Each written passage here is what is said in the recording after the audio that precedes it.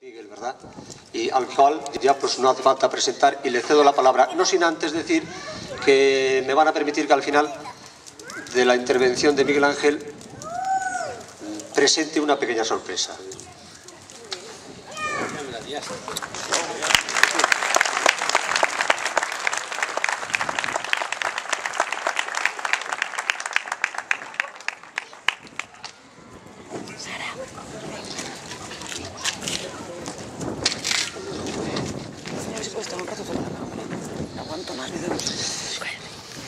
Nunca imaginé que yo participaría en la presentación de un libro sobre la historia de mi pueblo, y mucho menos que yo sería el autor del mismo. Pero tengo muy claro que si esto ha sido posible, es gracias a las personas que hoy me acompañan. Bueno, espero ser breve y no aburriros en exceso. Han transcurrido ya 4 años desde que mi amigo Mariano Monsalve, que estaba investigando la historia de su pueblo, Montamarta, me animara para que hiciera lo propio con la del mío. Me presentó al técnico del Archivo Diocesano de Zamora, don José Carlos de Lera Maillo, al que estoy profundamente agradecido por la colaboración que me ha prestado. Han sido muchísimos los días que he acudido a la sala de investigación de este archivo y sin su ayuda y consejos me hubiera resultado muy difícil mantener la ilusión por completar este trabajo. Me siento muy agradecido a todos los que habéis aportado fotos o habéis colaborado con informaciones orales o escritas. No menciono vuestros nombres porque sería una injusticia que inconscientemente me olvidara de alguno. Sí quiero resaltar que las entrevistas que he mantenido con vosotros para obtener información o contrastar datos han sido muy enriquecedoras en el ámbito personal. Herminio, fue una gran satisfacción para mí que una mañana paseando por Montote te comprometieras a ser el corrector de este libro. Importantísima labor que con toda seguridad el lector agradecerá.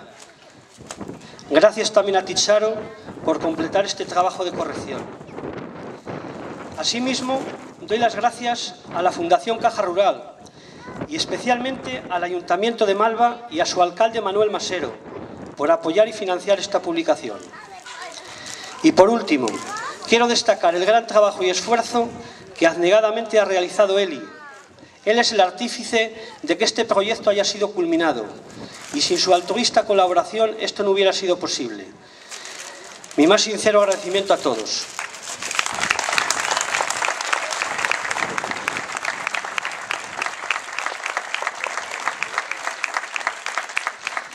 Cuando me puse a investigar la historia de Malva, no me planteé en ningún momento escribir un libro. Fue con el paso del tiempo cuando tuve el convencimiento de que tenía que intentarlo, para no echar en saco roto todo el trabajo realizado y el mucho tiempo empleado. Y así le hice la puñeta a Eli, pues todo lo que yo redactaba, él me lo transcribía en su ordenador. La guerrica que te he dado, y sin el más mínimo reproche. Y a Eli también debemos agradecerle la maquetación y el diseño de este libro, trabajo que normalmente hacen los diseñadores de las imprentas, pero él lo ha hecho como un auténtico profesional. También quiero deciros que la corrección hecha por Herminio ha sido esencial para que la lectura del libro resulte más amena. Os voy a poner un ejemplo para que entendáis la importancia de este trabajo de corrección. Cuando yo era niño, los domingos por la mañana mi abuela enjabonaba un estropajo y me metía un buen repaso de pies a cabeza. Después me mudaba y me ponía la ropa de ir a misa. Cuando salía de casa yo seguía siendo el mismo chiquito de Aurelia y Eugenio, pero bien lavado y recién mudado, hasta más guapo parecía.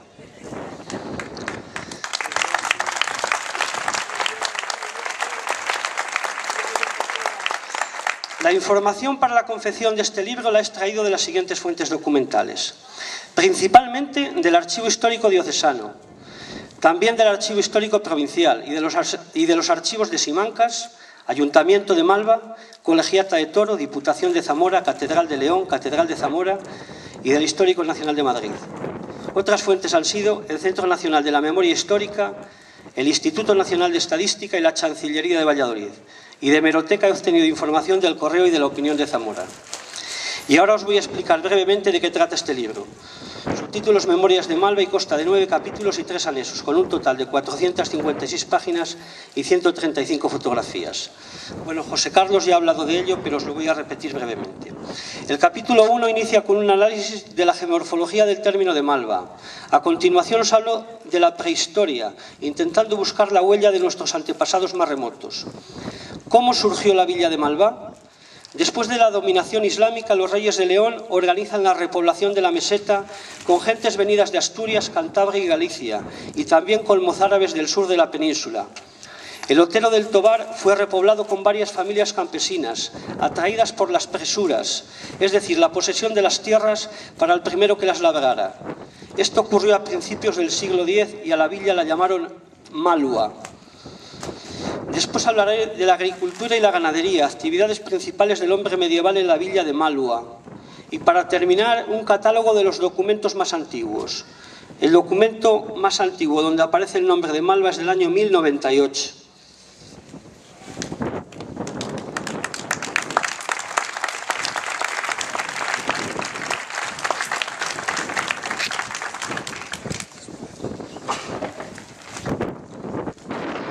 Capítulo 2.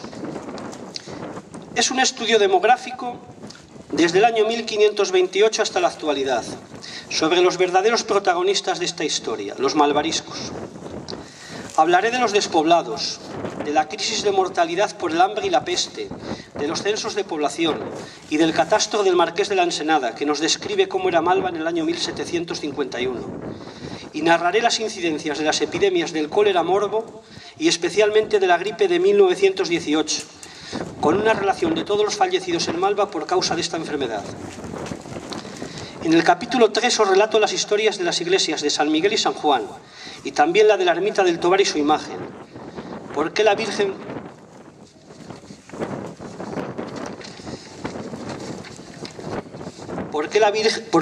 fue escondida dentro de otra? ¿Quién lo hizo? Su aparición, su restauración, el recibimiento y las concentraciones marianas que en su honor hicieron los pueblos de la comarca. En Malva, además de la ermita del Tobar, hubo otra, llamada Ermita del Humilladero. En ella la Cofradía de la Cruz celebraba sus festividades y su advocación era el Cristo que actualmente se saca en la procesión del Jueves Santo. Y os informaré de la asistencia en Malva de un hospital, llamado Hospital de Nuestra Señora, que tenía como misión curar y hospedar a los pobres y peregrinos. El capítulo 4 está dedicado al estudio de los libros parroquiales, pues ellos han sido la principal fuente de información en la investigación de la historia de nuestro pueblo. Especial importancia tienen los libros de diezmos, pues nos aportan una gran información a nivel económico. Los diezmos se recaudaban a través de las parroquias y para ello nombraban a un vecino llamado el colector que a mediados del mes de agosto iba por las eras recogiendo lo que a cada labrador le tocaba pagar.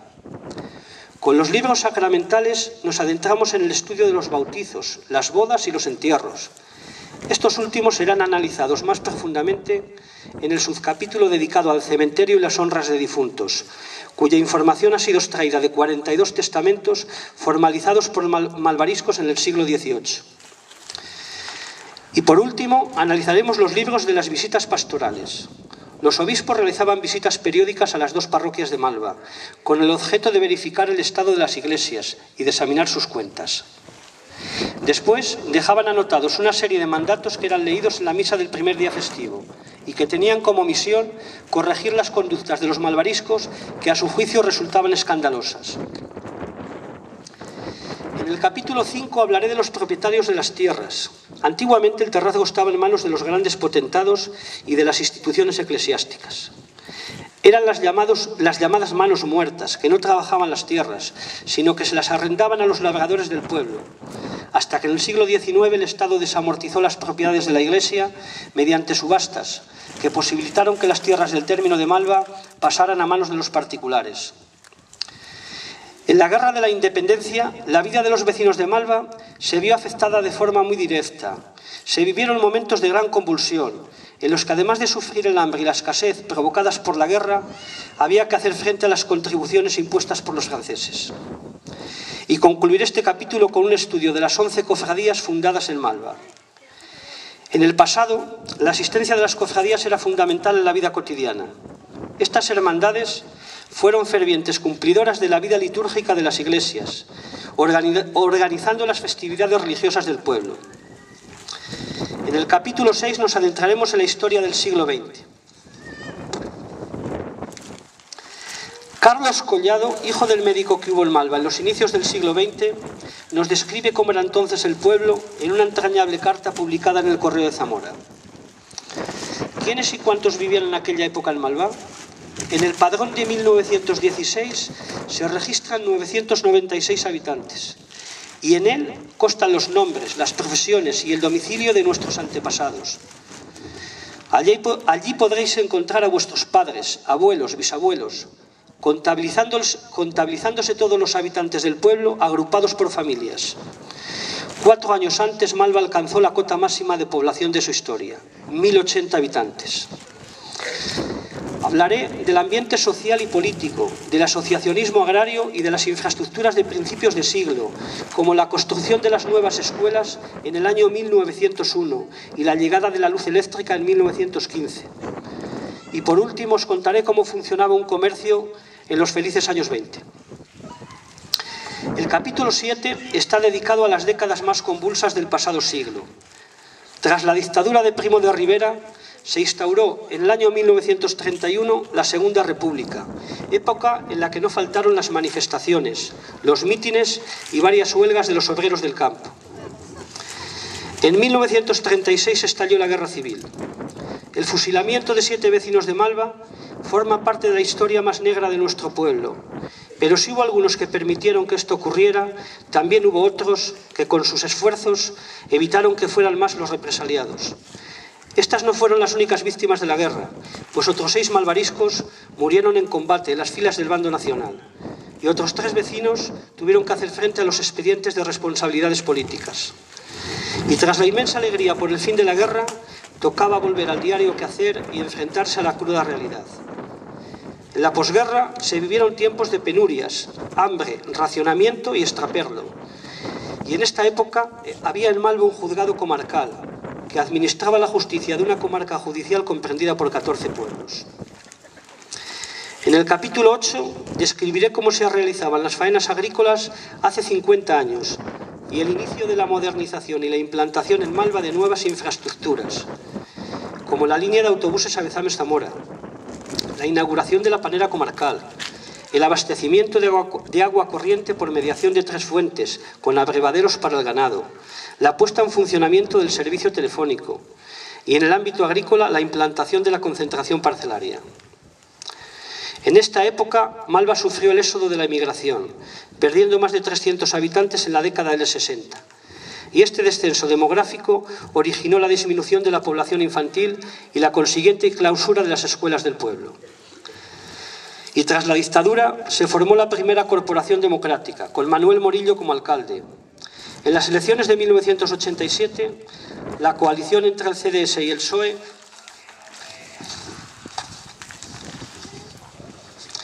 otorgó la alcaldía a Manuel Masero, que ha sido el edil de toda la historia de Malva que más tiempo ha estado en el cargo, llevando a cabo una importante labor en la consecución de servicios fundamentales para el municipio.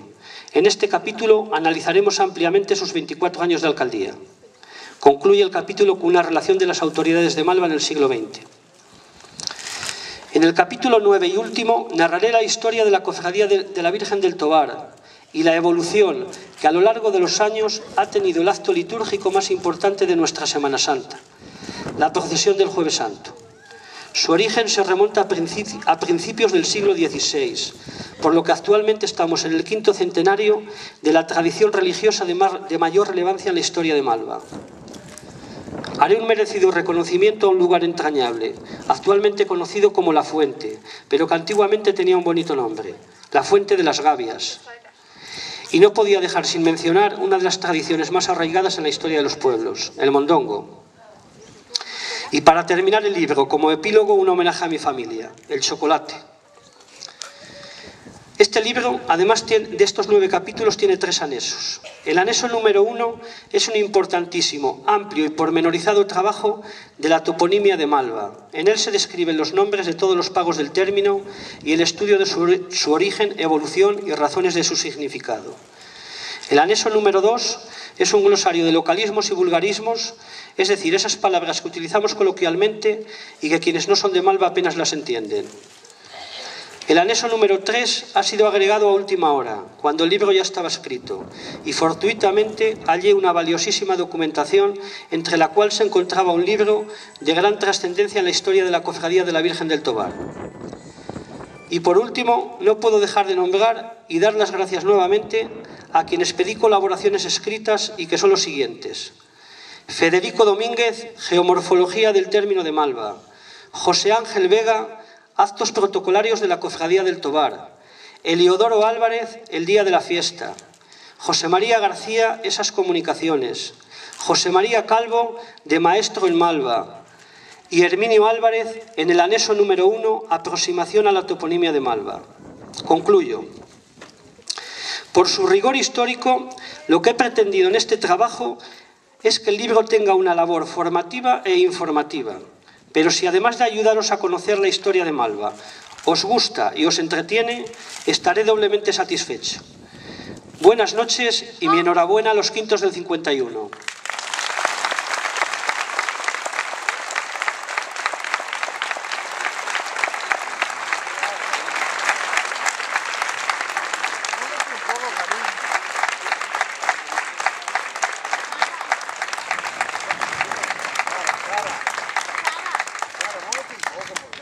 Bueno, yo gracias por esta última alusión a los quintos del 51, entre los que me incluyo, claro, y termino abusando de la paciencia de los presentes, pero no hay más remedio que hacerle un regalo a Miguel que, bueno, pues no sé cómo lo va a agradecer, ¿eh? Creo que van a subir aquí algunas personas ahora mismo al estrado. Adelante. ¿Cómo va a ser que no?